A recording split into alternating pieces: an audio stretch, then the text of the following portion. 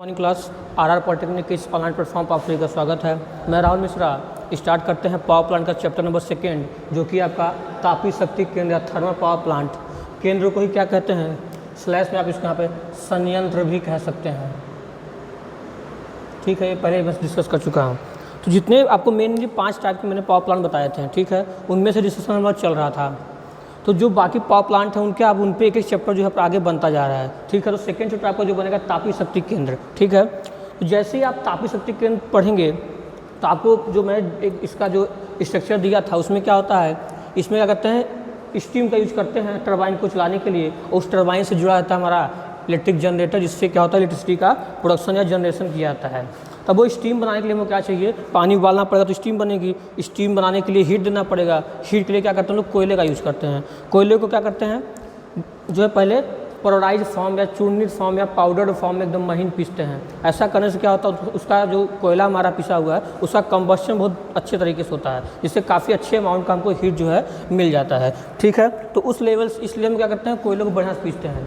तो इसके जो मेन पार्ट्स थे इसके बारे में हम लोग डिस्कशन करेंगे। ठीक है, तो इस चैप्टर का पहला आपका हेडिंग बनेगा, वो बनेगा तापीय शक्ति केंद्र के मुख्य भाग कौन कौन से होते हैं। इसमें देखिए 3 तरह के भाग पाए जाते हैं। सबसे पहले आपका होता है मुख्य भाग, दूसरा होता है आपका जो कि सहायक भाग होते हैं, तीसरा क्या होता है उपसाधन, इसको कहते हैं मेन पार्ट्स। उसके बाद ऑक्सिलरी पार्ट्स, सहायक जो भाग होते हैं, तीसरा आपका उपसाधन या एसेसरीज। तो आपके सिलेबस में है वो केवल क्या है, मेन पार्ट है। ठीक है, वर्किंग आपको बता चुका था कि कैसे किसमें से कौन चीज़ें निकलती हैं। ठीक है, तो अगर सबसे पहले आपको जो मेन पार्ट का हेडिंग क्या बनेगा, तापीय शक्ति केंद्र के मुख्य भाग। ठीक है, मुख्य भाग इसको कहेंगे मेन पार्ट्स। ठीक है, मुख्य भाग जो है मेन पार्ट्स आपका ये होगा। इसके बारे में भी हमने चर्चा करें। पहला भाग आपका होता है इस बॉयलर। ठीक है, तो बॉयलर का आप हिंदी में भाप जनित्र भी कह सकते हैं। जनित्र मतलब क्या है, जनरेट करने वाला, स्टीम जनरेटर या बॉयलर। नंबर 2 पे आप इसको ले सकते हैं टरबाइन। ठीक है, इसके बारे में चर्चा किया था, टरबाइन क्या होती है। नंबर 3 टरबाइन के बाद आपका भाप संघनित्र। संघनित्र को क्या कहते हैं, कंडेंसर कहते हैं। और नंबर 4 पे आपका आ जाएगा इलेक्ट्रिक जनरेटर, विद्युत जनित। ये इसका मेन भाग है। ठीक है, ऐसे भाग इसके बिना काम नहीं चल सकता, वो मेन भाग आपके कहलाते हैं। ठीक है, ये मेन भाग हो गया। उसको परिभाषा में क्या कहेंगे, ऐसे भाग जो ऊर्जा को एक दूसरे रूप में परिवर्तित करने के लिए सहायक होते हैं। जो क्या होता है, ऊर्जा को एक रूप से दूसरे रूप में कन्वर्ट करने के लिए जिसकी जरूरत पड़ती है। ठीक है, सबसे पहले आपको इसका स्ट्रक्चर में बताया था कि ये आपका बॉयलर रहता है। बॉयलर से स्टीम निकालते हैं, इसके बाद यहाँ पे टरबाइन लगा होता है। टरबाइन का सिंबल ये है। टरबाइन चलाने के लिए यहाँ पे एक हम क्या करते हैं, प्राइम मूवर लगा देते हैं, चलता है। ठीक है, टरबाइन से जो स्टीम निकलती है उसको क्या करते हैं, कंडेंसर में भेजते हैं। कंडेंसर से ठंडा करते हैं, उसको ठंडा करने के बाद हॉट वेल में इकट्ठा करते हैं। फिर यहाँ से क्या होता है, एक पाइप निकाल के पंप की सहायता से वापस से बॉयलर में भेज देते हैं। ठीक है, ये बॉयलर हो गया, टरबाइन हो गया, ये आपका हॉट वेल हो गया। एक छोटा सा स्ट्रक्चर में बना दिया। ठीक है, इधर चलाने के प्राइम मूवर हो गया, और यहीं पे आपका जनरेटर जुड़ा होता है, यहाँ पर आपका पंप लगा देते हैं। ठीक, तो ऐसे होता है। सबसे पहले क्या होगा, बॉयलर में पानी को उबाल के स्टीम बनाएंगे, फिर उसको क्या करें, ड्राई सैचुरेटेड स्टीम बनाएंगे, उसको टरबाइन में भेजेंगे। टरबाइन में क्या होगा, उसका एक्सपेंशन होगा, प्रसार होगा, उससे क्या होगा, मैकेनिकल एनर्जी बनेगी। उसको क्या करेंगे, मैकेनिकल एनर्जी को से बची हुई भाप जो है उसको कंडेंसर में भेज देंगे। यहाँ पर दिखाना चाहें तो कंडेंसर दिखा दीजिए आप। यहाँ पर क्या होगा, कंडेंसर भेज देंगे। कंडेंसर में क्या होगा, ऐसे स्ट्रक्चर होता है, पानी इधर से आता है, पानी इधर से निकल जाता है, ठंडा पानी भेजते हैं। ठीक, तो वहाँ से क्या होता है, ये जो भाप है उसको कंडेंस करके पानी में कन्वर्ट करते हैं। कंडेंसर क्या है, भाप जनित एक ऐसी डिवाइस है जो गैस को वापस से क्या करती है, लिक्विड फॉर्म में चेंज करने के लिए प्रयोग की जाती है। फिर यहाँ पे हॉट वेल गर्म कुएं में इकट्ठा करेंगे और पंप के साथ वापस से बॉयलर में। इससे क्या होता है, पानी जो भाप बचा हुआ नुकसान भी नहीं होता, उस भाप को वापस से पानी बनाते हैं, फिर पानी को वापस भाप बनाते हैं, और ये साइकिल जो है चलता रहता है। तो ये आपके मेन जो है इसके भाग हो गए हैं। इसका डिटेल बता दिया। बॉयलर क्या है, ऐसी डिवाइस है जो भाप क्या करती है, जनित में भाप जो है बनाने का कार्य करती है। ठीक है, टरबाइन क्या है, ये एक ऐसी डिवाइस है जो हमको मैकेनिकल एनर्जी या यांत्रिक ऊर्जा या यांत्रिक कार्य जो है उत्पत्ति करा के देता है। भाप संघनित्र क्या है, ऐसी डिवाइस है, ऐसी युक्ति जो भाप को वापस से क्या करें, लिक्विड या पानी में बदलने का कार्य करता है, वो भाप संघनित्र कहलाता है। और जनरेटर को पता है, ऐसी डिवाइस जो क्या करे, इलेक्ट्रिसिटी का प्रोडक्शन कराए, वो आपका भाप जनित्र। ये आपकी पहली हेडिंग थी। ठीक है, तो आपका पहली हेडिंग खत्म हुआ। दूसरा आपका हो रहा है कि फ्यूल हैंडलिंग। ठीक है, फ्यूल हैंडलिंग क्या मतलब है, आपको पता है कि फ्यूल क्या है, कोयला है, ठीक है।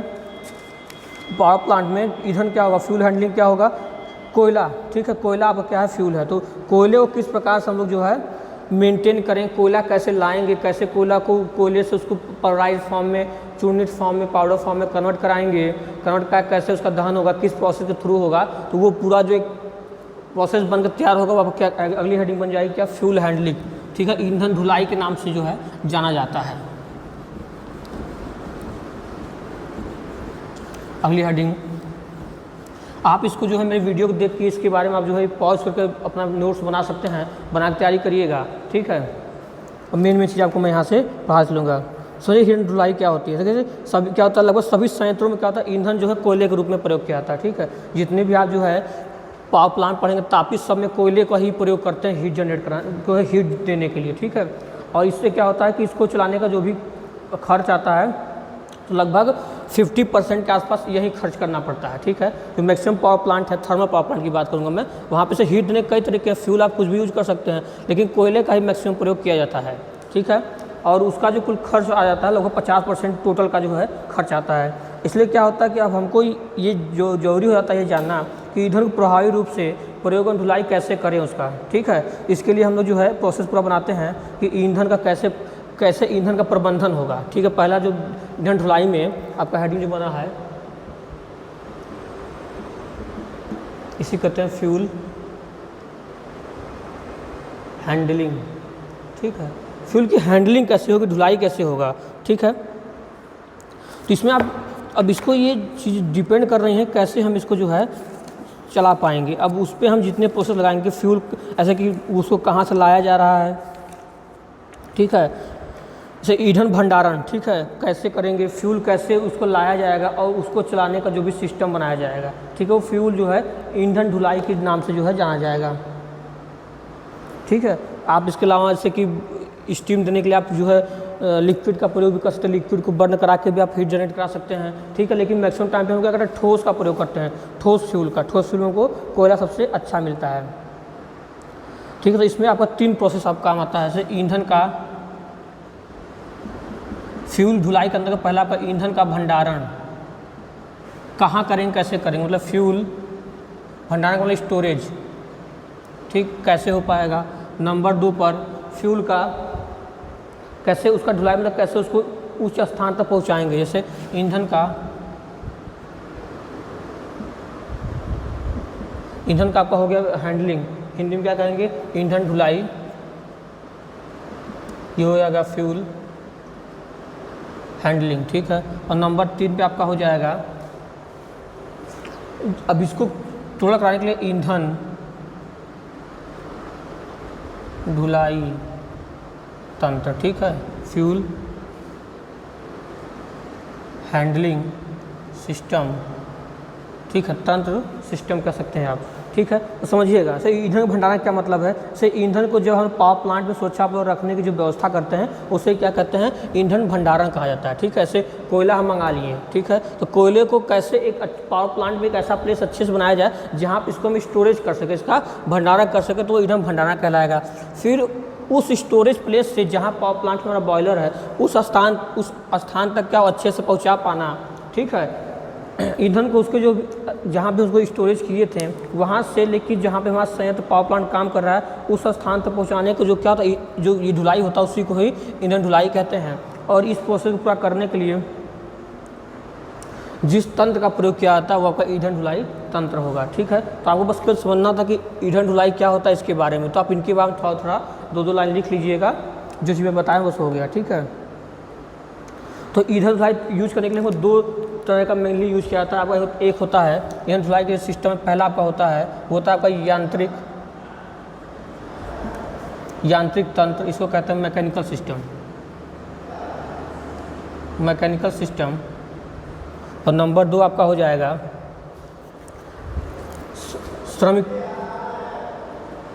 श्रमिक तंत्र, ठीक है, लेबर, ठीक है, लेबर सिस्टम, तो जानते हैं आप लोग लेबर सिस्टम, ठीक है। तो ईंधन ढुलाई तंत्र में ईंधन ढोने का कौन कौन तरीका है? यांत्रिक तंत्र में हम क्या करेंगे?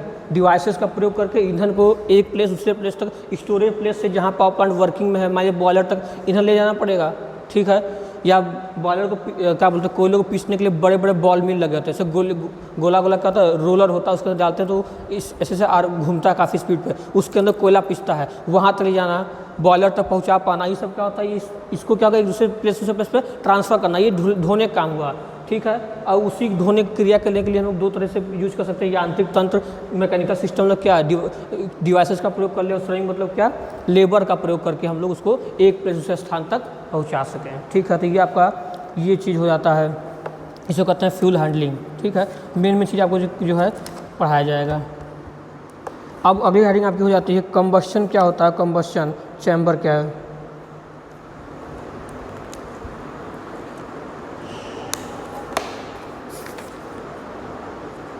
ठीक है, कंबस्शन। चलिए अगली हेडिंग आप क्या बनेगी, कंबस्शन दहन क्या होता है। तो यहाँ पे किसके दहन की बात की जाएगी, कोयले के दहन की, ठीक है। तो दहन क्या है, एक रासायनिक क्रिया, आप जानते हैं ये सब एक केमिस्ट्री का टॉपिक है। अगर दहन होगा, दहन कराने के लिए आपको पता है कि ऑक्सीजन की जरूरत पड़ती है, अगर कहीं पे ऑक्सीजन है तो वो चीज़ बर्न होगा, ठीक है। बिना ऑक्सीजन के बर्निंग नहीं सकते, आप लोग अच्छे से ये जानते हैं। बस में आप लोगों ने ये भी पढ़ा होगा कि अगर मान लीजिए कहीं आग लग गया, जैसे मान लीजिए कोई आदमी जल रहा है, तो उसको कंबल से क्यों लपेटते हैं, क्यों लपेटते हैं कि जैसे उस आदमी को हम लोग कंबल से लपेटते हैं तो वो कंबल क्या करता है, जो ऑक्सीजन उसको एटमॉस्फेयर से मिल रहा है जलने के लिए, उसको क्या करता है, ब्लॉक कर देता है। जैसे ही ब्लॉक हो जाता है तो ऑक्सीजन मिल नहीं पाता, तो आग क्या होती है, बुझने लगती है, इसलिए क्या होता है, कंबल से लपेटा जाता है, ठीक है। तो अगला हेडिंग आपका हो जाएगा दहन, ठीक है, कंबस्शन। बहुत लोग इसको कंबस्शन भी पढ़ते होंगे, ठीक है। लेकिन कंबस्शन जो है शुद्ध प्रोनाउंसिएशन नहीं है, कंबस्शन इसको जो है शुद्ध प्रोनाउंसिएशन इसका है, उच्चारण इसका क्या सही है, कंबस्शन, ठीक है। तो दहन और दहन, अगला इसका है कंबस्शन एंड कंबस्शन इक्विपमेंट, दहन उपकरण, किस किस उपकरण का या इक्विपमेंट का यूज करके दहन कराया जाता है, वो हो जाएगा उपकरण में। दहन क्या होता है, ये एक रासायनिक क्रिया है, ठीक है। इसमें क्या करता है कि मान जैसे कोयला है या जो भी आपके ज्वलनशील अवयव हैं जिसको जलाना है हमको, वो ऑक्सीजन के साथ क्या करते हैं, क्रिया करते हैं, जिसके फलस्वरूप क्या होता है, उच्च तापमान था हमको उष्मा और प्रकाश की उत्पत्ति होती है, उच्च तापमान पर उष्मा और प्रकाश की उत्पत्ति होती है। तो कैसे करेंगे, दहन एक रासायनिक क्रिया है जिसमें क्या होता है, ज्वलनशील पदार्थ ऑक्सीजन के साथ क्रिया करता है, और उससे हमको क्या होता है, उस उष्मा और प्रकाश की, उच्च तापमान पर उष्मा और प्रकाश की उत्पत्ति होती है, ठीक है। और जो दहन में क्या होता है, ईंधन के रूप में हाइड्रोकार्बन का जो है प्रयोग किया जाता है, ठीक है। ये हाइड्रोकार्बन क्या पता है, ऐसे ठोस द्रव गैस कुछ भी हो सकता है, लेकिन मेनली लोग जो है कोयले की बात करेंगे, ठीक है। और कभी कभी क्या होता है, मान लीजिए आपस में से क्या होता है, कार्बन मोनोऑक्साइड, पता है आपको, जब ऑक्सीजन प्रॉपर लेवल्स नहीं मिल पाता है तो जो CO2 बनना था, CO2 न बन के CO बन जाता है, इसको कहते हैं कार्बन मोनोऑक्साइड। मोनो मतलब एक है, ठीक है, टू का मतलब दो है, इसको डाई कहते हैं, इसको कहें कार्बन डाइऑक्साइड, इसको कहें कार्बन मोनोऑक्साइड। जब से घर में क्या होता है, देखते हैं धुआं अच्छे से नहीं निकलता है, कभी कभी से अंगीठी हो गया, उसमें क्या बनता है, CO, क्यों, कि ऑक्सीजन अच्छे लेवल से नहीं मिलेगा तो बर्निंग तो होगा, लेकिन बर्निंग से क्या होगा, CO2 न बनकर CO बन जाएगा, जो कि काफ़ी क्या जहरीली गैस होती है, ठीक है। तो ये दहन आपका था, ठीक है। दहन उपकरण में आपको काफ़ी चीज़ें उस पर जो है मिलाई जाएंगी, ठीक है।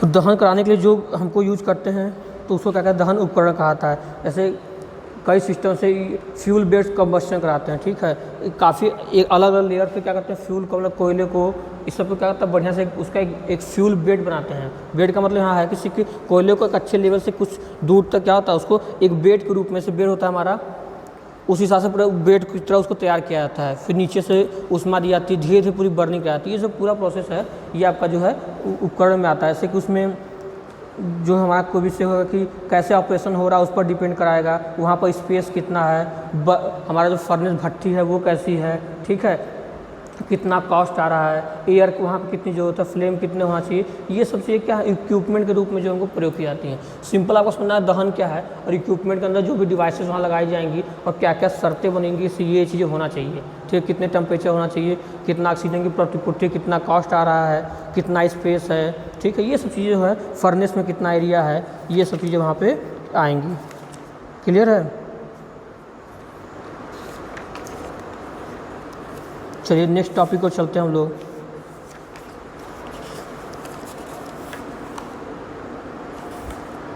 ठीक है। अगली हेडिंग आपकी बनती है एश डिस्पोजल। एश डिस्पोजल, इसको कहते हैं राख निवर्तन, ठीक है। एश डिस्पोजल, आपको पता है जब कोई चीज़ बर्न हो जाएगा, जैसे अगर कोई सॉलिड चीज़ बर्न हो रही है तो उसके दहन के फलस्वरूप क्या होगा, हमको राख वहाँ मिलेगा, ठीक है। ऐसे कोयला जलाएंगे तो कोयला जलने के बाद जब कोयला खत्म हो जाएगा तो उसमें राख बन जाएगा, ठीक है। तो क्या होता है कि कोयला कितना अच्छा बर्न करेगा वो किस पर डिपेंड करता है, कोयले की ग्रेड और संयंत्र में प्रयोग होने वाले जो भी निकाय के प्रकार हैं उस पर डिपेंड करता है। आपको पता है उच्च क्वालिटी कोयला क्या होता है, ग्रेडिंग सिस्टम से उसको पहचाना जाता है, ठीक है। तो इसमें हम क्या होता है कि जो हमारा निम्न ग्रेड का कोयला होता है, इससे क्या होता है, ये जो है 10 से 20% जो है राख प्रति हो जाता है, ठीक है। कुल मिला के सिंपल सी बात ये है कि पावर प्लांट में कोयले का ही प्रयोग करते हैं। कोयला दिन भर पावर प्लांट चल रहा है, मेगावाट्स में जो है इलेक्ट्रिसिटी प्रोड्यूस की जा रही है। आपको पता है कितना अधिक कोयले का प्रयोग किया जाता है और कोयला कितना अधिक जल की राख में कितना राख मिलेगा उससे ग्रेड पे डिपेंड करता है। अच्छी क्वालिटी का प्रयोग करते हैं, राख दिन भर चल रहा है, खूब राख निकलता है, ठीक है। बहुत ज़्यादा मात्रा में राख की वहाँ पे ऐश का जो है प्रोडक्शन या ऐश वहाँ पर जो है एक डिपॉजिट नहीं, मतलब वहाँ पे क्या सेडिमेंट्स के रूप में बच जाते हैं, मतलब वहाँ पे जो बचा हुआ भाग है वो क्या होगा, सेडिमेंट्स कहलाते हैं, तो उसके बाद वो बच जाएंगे। तो यहाँ पे क्या होता है, सैकड़ों टन राख जो है प्रतिदिन जो है निकलता है यहाँ से। तो अब उस राख का हम लोग क्या करेंगे, उस राख का कैसे वहाँ से हटाया जाए, उसका जो क्रिया होती है उसी को राख निवर्तन या एश डिस्पोजल कहते हैं, ठीक है। ये बड़ी कठिन कार्य है, ठीक है। राख को एक प्लेस से हटाना ये कठिन कार्य है क्योंकि वहाँ पे हीट बहुत ज़्यादा होती है, ठीक है। भट्ठी को राख से कैसे निकाला जाए ये भी एक आवश्यक होता है, ठीक है। अब राख को हटाना है तो मैनुअली हटाया जाएगा, तो राख काफ़ी गर्म होता है, बनते ही जा रहा है। उसके लिए क्या करते हैं, कुछ सिस्टम लगाते हैं, ठीक है। क्या होता है, एक प्लेस पे से पट्टा चलता है, बेल्ट कन्वेयर, उसकी हेल्प लेंगे, उस पर रखेंगे तो एक दूसरे प्लेस पे चला जाएगा, ठीक है। सबसे पहला है कि वहाँ पे निकालें कैसे, या राख को वाहक पर या पट्टे पर किस प्रकार रखा जाए जिससे पंप तक पहुँचाया जाए, ठीक है। दूसरा हो जाएगा उच्च तापमान होता है, इसका भट्टी से निकालना बहुत कठिन हो जाता है, पहले बताया। और इसमें क्या होता है, इसमें विषैली गैसें हो सकती हैं, बताया ना।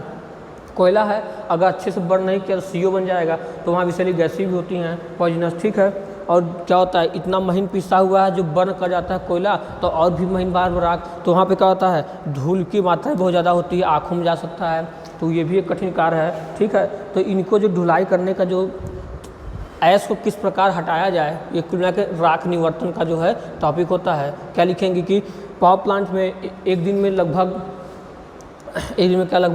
सैकड़ों टन राख प्रतिदिन निकलता है। इस राख को किस प्रकार से डिस्पोज किया जाए, यही क्या था, राख निवर्तन कहलाता है। इसको निकालने में कितनी कठिनाइयाँ होती हैं, जैसे कि उसमें हीट ज़्यादा होती है, उसको निकालने के जो सिस्टम लगाया उसका प्रयोग उस पट्टे तक पहुंचा पाना कठिन कार्य है। उसमें टेम्परेचर अधिक होने की वजह से वहाँ पे श्रमिकों का वहाँ से निकाल पाना कठिन है, ठीक है।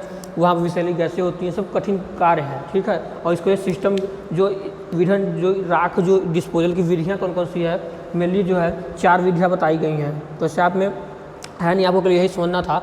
सिस्टम आपको बता दे रहा हूँ कि कौन कौन सा मेथड्स आप यूज़ कर सकते हैं। जैसे का यांत्रिक निकाय है, ठीक है, मैकेनिकल सिस्टम, हाइड्रोलिक सिस्टम प्रयोग कर सकते हैं, न्यूमेटिक सिस्टम, न्यूमेटिक मतलब वायु, और उसका बाद भाप जेट तंत्र, स्टीम जेट सिस्टम। आजकल इन्हीं का जो है, इनमें से किसी का प्रयोग करके हम क्या करते हैं, ऐश को वहाँ से भट्टियों से निकालते हैं बाहर, ठीक है। ये आपका हो गया, ठीक, राख निवर्तन, ठीक है। अब बात करेंगे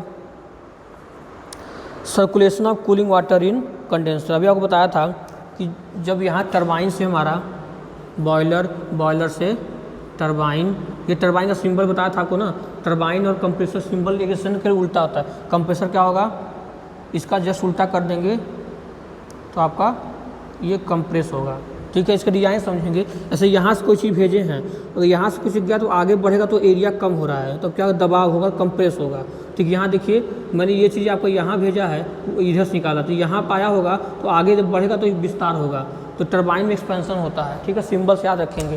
तो टरबाइन जब निकलता है तो यहाँ पे क्या होता है, कंडेंसर लगा होता है, संघनित्र। यहाँ पर हम लोग पानी भेजते हैं, तो ये पानी कैसे भेजा जाएगा, यही होता है।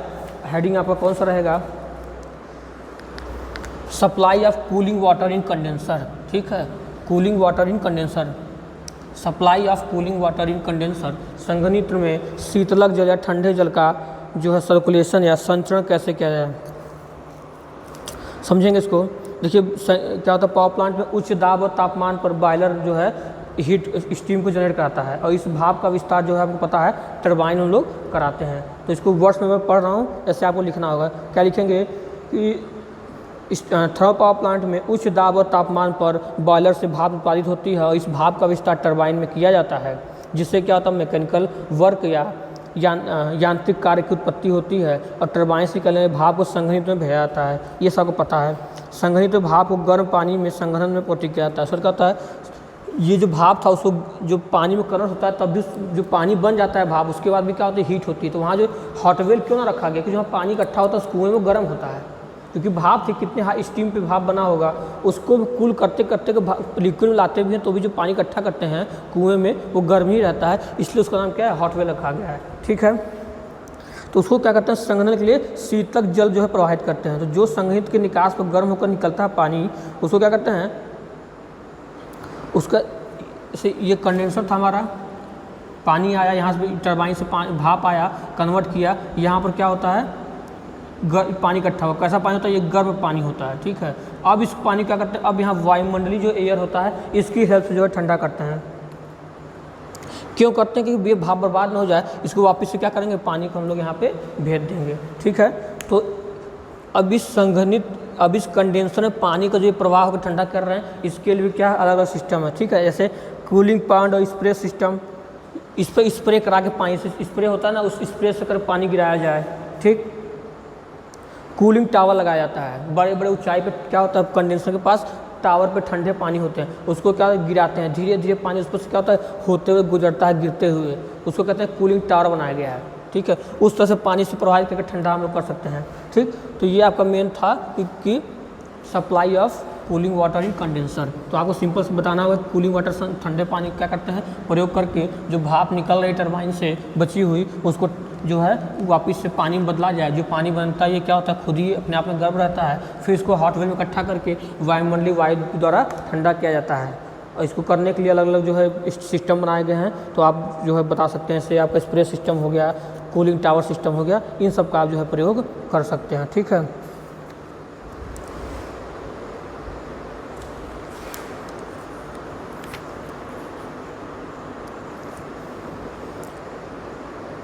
चलिए अगली हेडिंग आपकी बन जाएगी सप्लाई ऑफ मेकअप वाटर। ठीक है, अगली हेडिंग क्या हो जाएगी, प्रतिपूर्ति जल तंत्र। Supply of makeup water, supply of makeup water. ठीक है, प्रतिपूर्ति जल तंत्र। ठीक है, सप्लाई ऑफ मेकअप वाटर। आपने ये वर्ड देखा था, आपको समझ में आ गया। प्रतिपूर्ति मतलब क्या होता है, कुछ कमी है उसको पूरा करना। तो आप ये समझिएगा, ये बॉयलर, ठीक, बॉयलर से टरबाइन, टरबाइन से कंडेंसर, कंडेंसर से पानी कहाँ आ गया, हॉट वेल में। हॉट वेल से लोग क्या करते हैं, यहाँ से पाइप लगा के, पंप लगा के यहाँ वापस से भेज देते हैं। ठीक है, बॉयलर में। तो आपको पता है इस चक्र में ये जो भाप निकला यहाँ से, ये कंडेंसर संग्रहित में लाए, ठंडा करके गर्म पानी बनाए, तो आपको ये पता है कि पूरी तरह से ये चीज़ क्या होगा, जो भाप बनेगा पूरा का पूरा क्या होगा, पानी में परिवर्तन नहीं हो जाएगा। भाप बनता तो भाप उड़ता भी है।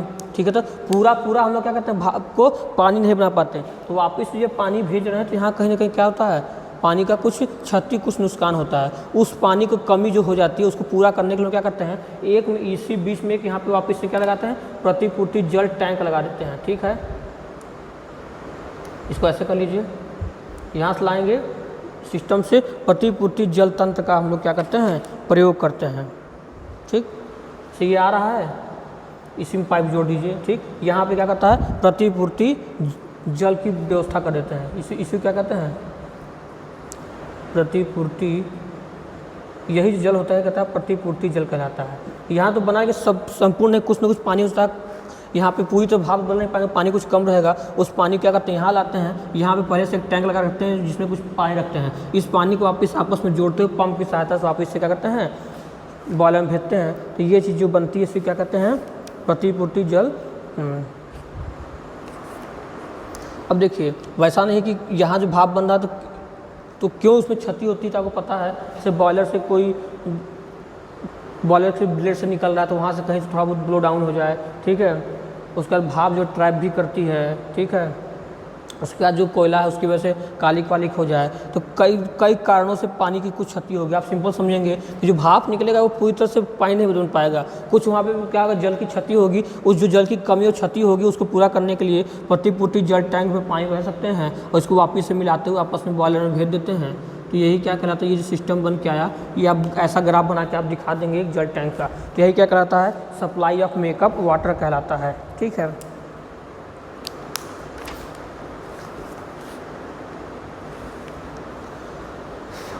चलिए आज की क्लास में इतना रखते हैं, काफ़ी बड़ी क्लास हो गई है। तो लगभग आपका 50% चैप्टर का जो है ये यहाँ पर समाप्त हो गया है। अब बचा हुआ जो है कल हम लोग इसके आगे चैप्टर को समाप्त करेंगे। तो ये आप इस चीज़ को देखिएगा, वीडियो को पॉज करके अपना जो है पॉज करके बार बार अपना डिस्कशन बनाइएगा। अगर कोई समस्या होगी तो आप जो है कांटेक्ट करेंगे, फिर हमसे बताएंगे क्या समस्या आ रही है, उसको फिर मैं एक बार अच्छे से एक्सप्लेन करूँगा। ठीक है, तो आज की क्लास में इतना ही। Thank you class.